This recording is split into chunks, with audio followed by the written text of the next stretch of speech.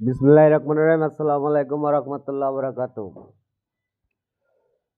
কুরবানির ঈদ সামনে, পশু কুরবানি দিতে হবে।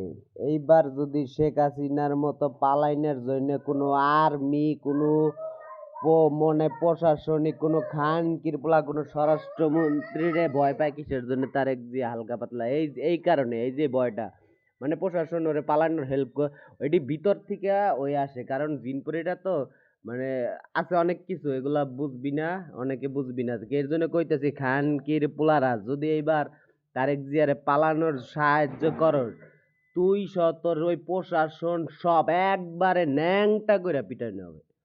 মানে যদি আর্মি সাহায্য করে, আর্মি আর থাকবে না। ওই বালের টিম, এতজনের টিম, এত কিছু বাল চাল কইরাও কিচ্ছু করতে পারে না খানকির পোলারা।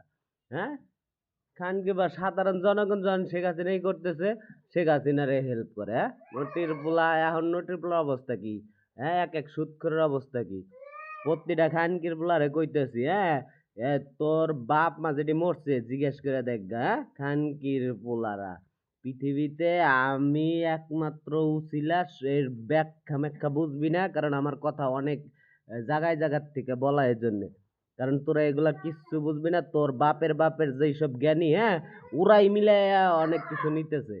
ঠিক আছে, খালি শর্টকাটে মায়ের বুঝোস নাই। হ্যাঁ, শর্টকাট মায়ের বুঝোস কতজন যে চেইতে রইছে।